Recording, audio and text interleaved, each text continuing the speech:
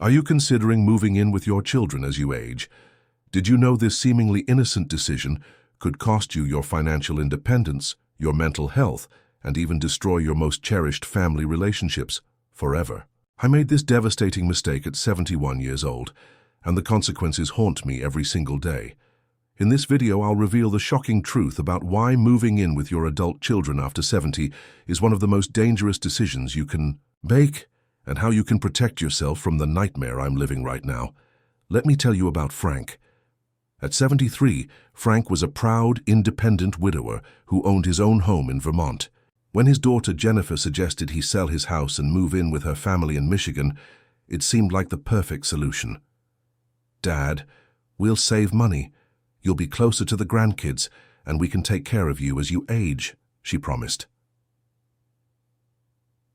Trusting his daughter completely, Frank sold his home of 37 years, put most of his furniture in storage, and moved 800 miles to live with Jennifer and her family.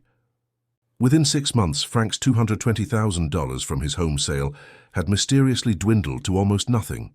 His relationship with Jennifer became strained and hostile. His grandchildren began avoiding him. Frank developed depression and high blood pressure. And the worst part? He had nowhere else to go. "I lost everything," Frank told me, "and I can never get it back." Could this happen to you? It absolutely could, and it's happening to thousands of seniors right now across America. But you don't have to become another victim. Let me show you the 5 fatal dangers of moving in with your adult children after 70 and what you should do instead. Number 1. Financial disaster, the hidden cost of moving. Have you ever considered that moving in with your children could leave you completely broke within months? This financial disaster happens far more often than you realize. Top financial advisors specializing in elder planning warn that combining households with adult children creates the perfect storm for financial exploitation and misunderstanding. According to the National Center on Elder Abuse, over 90% of financial abuse cases against seniors involve family members, most commonly adult children. Let me tell you about Elaine. At 72, Elaine sold her condo in Arizona for $195,000 and moved in with her son Drew and his family in Oregon.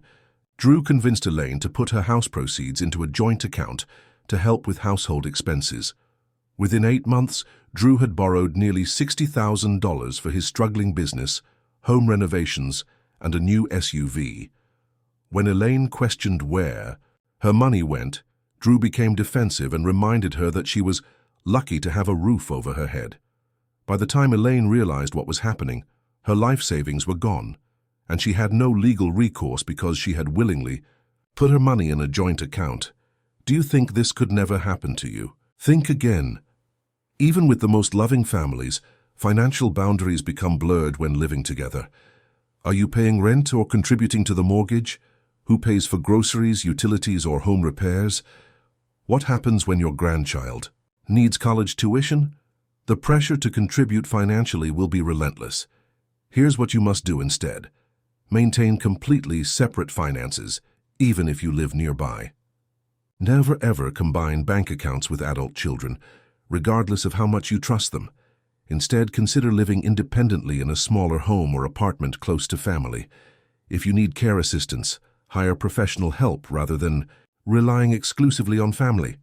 Have you spoken with a certified elder law attorney?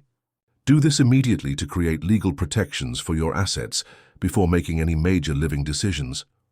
Are you willing to risk your entire life savings on the assumption that money won't change your relationship with your children? Most seniors who lost everything made that exact mistake. Have you protected yourself legally? Don't wait until it's too late. Number 2. Loss of independence, the silent killer. What happens when you suddenly have to ask permission to do things you've been doing on your own for decades? The psychological impact is devastating.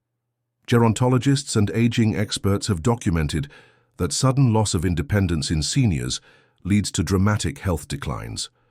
Dr. Elizabeth Morrison, Director of Geriatric Psychology at Northwestern University, states, "When seniors lose their decision-making autonomy, we see rapid increases in depression, cognitive decline, and even mortality rates.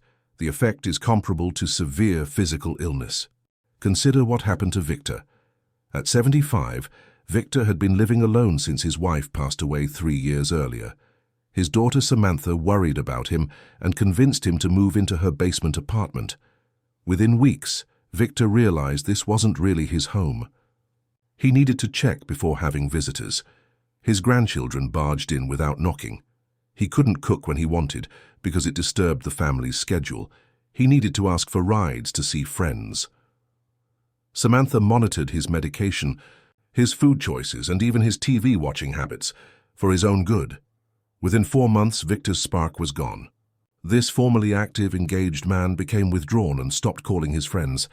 His doctor diagnosed him with severe depression and noted alarming cognitive decline. Do you think your children won't control your life? It happens gradually, often, with the best intentions. First, they suggest when you should take your medicine. Then they monitor your diet. Soon they're deciding who you can see and when you can leave the house. Before you know it, you're essentially a child again in your own family. Here's what you must do instead. Guard your independence fiercely. If you need to be closer to family, consider independent living communities or renting your own place nearby. Even a small apartment is better than a room in someone else's home. If finances are tight, explore senior housing subsidies or shared housing with other seniors rather than moving in with children. Have you researched the senior living options in your area? Do it today. Some have waiting lists, so even if you're not ready now, get on those lists immediately. Ask yourself, is sacrificing your independence worth the hidden cost to your dignity and mental health? Once you surrender your autonomy, it's nearly impossible to get it back. Number 3, family relationship destruction. Did you know that moving in with your adult children is one of the fastest ways to destroy your relationship with them forever? This might be the most painful consequence of all. Family therapists who specialize in multi-generational households report that over 70% of these living arrangements end in significant relationship damage. Dr. Samuel Livingston, family therapy researcher at Boston University, notes the parent-child relationship fundamentally changes when elderly parents move in. Even with detailed agreements in place beforehand, resentment inevitably builds on both sides. Look at what happened to Dorothy. At 74, Dorothy moved in with her daughter Melissa's family after a minor fall. Dorothy had always been close to Melissa, speaking daily and enjoying weekend visits. Within 3 months of moving in, tension filled every interaction. Dorothy felt Melissa was treating her like a child. Melissa felt Dorothy was ungrateful and demanding. The grandchildren grew tired of being told to be quiet because Grandma is resting. Melissa's husband began staying late at work to avoid the tension at home. Family dinners became silent, uncomfortable affairs. After 9 months, their relationship had deteriorated so badly that Dorothy moved to a senior apartment, but the damage was irreparable. 5 years later, they barely speak. Dorothy hasn't seen her grandchildren in over 2 years. Think this won't happen to your family. Everyone believes their family is different until it's not. Living together forces everyday irritations to become major conflicts. Your different sleep schedules, food preferences, noise tolerances, and cleanliness standards will create constant friction. The roles become confused. Are you the parent or the child now? Are you a guest or a resident? These unresolvable tensions destroy even the strongest family bonds. Here's what you must do instead. Preserve your role as parent by maintaining a separate household. Visit often, but have your own space to return to. If finances are a concern, look into shared housing with other seniors or smaller, more affordable housing options. Have you considered how much your relationship with your children is worth? Is saving some money on housing costs worth losing them forever? Take action now to protect these precious relationships before it's too late. Are you willing to risk never speaking to your children or grandchildren again? That's the real cost many seniors pay. Number 4, mental and physical health decline. Did you realize that moving in with your children could literally shorten your life? The health consequences are more severe than most people understand. Medical research published by geriatric specialists in the Journal of Aging Studies shows that seniors who lose their independent living status experience accelerated physical and cognitive decline.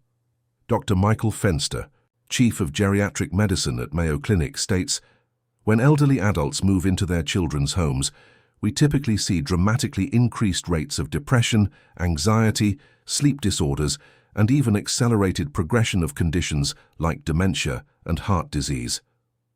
Consider Walter's story. At 76, Walter was managing his mild arthritis and high blood pressure while living independently in his small apartment. When his son Gregory insisted Walter move in with his family for safety, Walter reluctantly agreed. Within weeks, Walter's carefully established daily routines were disrupted.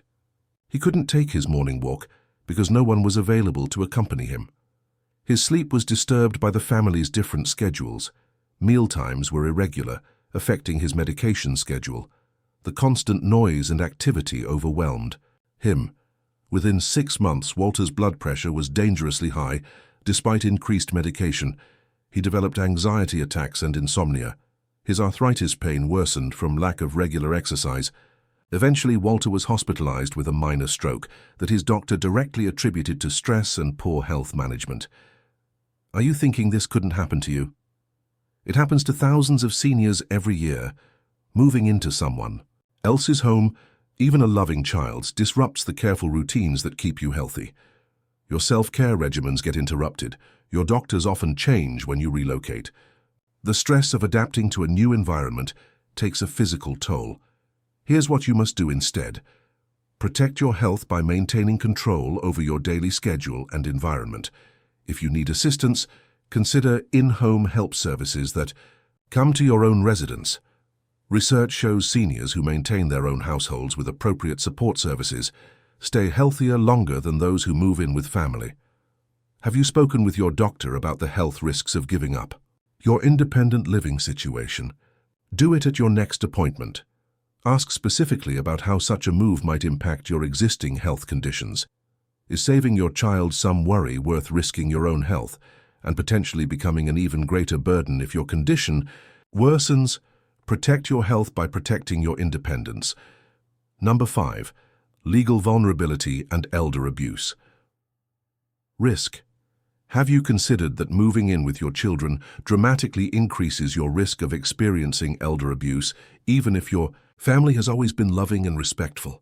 Elder law attorneys report that the majority of financial exploitation cases they handle involve seniors living with family members.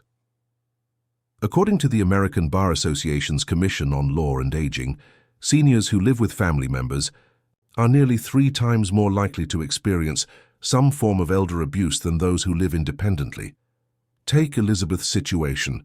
At 77, Elizabeth moved in with her son Russell and his wife after recovering from pneumonia.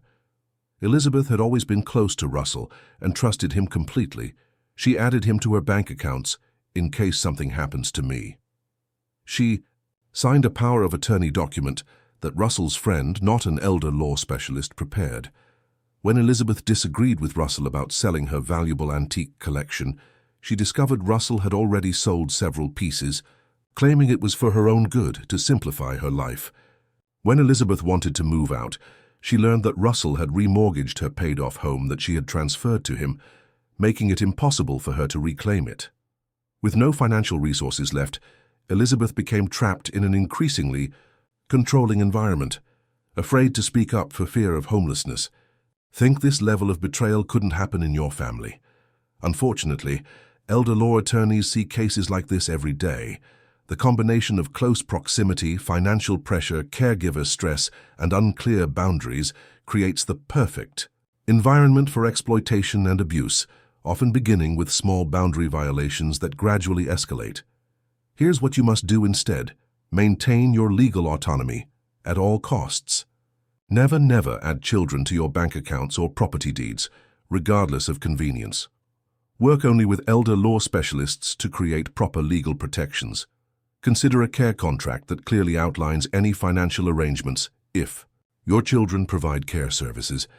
Have you had a consultation with an elder law attorney who specializes in protecting senior rights? Schedule one this week. Many offer free initial consultations. This single step could save your entire estate. Ask yourself, no matter how much you trust your children now, can you guarantee how they'll behave when facing the stress of caregiving or financial pressure? Protect yourself legally before it's too late. Now you know the 5 devastating consequences of moving in with your adult children after 70. Financial disaster, loss of independence, family relationship destruction, health decline, legal vulnerability. I've experienced all of these firsthand and the pain is excruciating. But you don't have to make the same mistake I did. By maintaining your independence in a separate household, protecting your finances legally, and establishing clear boundaries with loving family members, you can enjoy your golden years with dignity, security, and truly loving family relationships. Your independence isn't just about comfort. It's about protecting everything you've worked for your entire life. If you're considering moving in with your children, or they've been pressuring you to do so, share this video with them immediately so you can start an honest conversation about better alternatives. Like this video if you found this information valuable, and subscribe to our channel for more critical advice that could save your retirement and your family relationships. Comment below if you've faced pressure to move in with family and what concerns you most. I respond personally to every comment.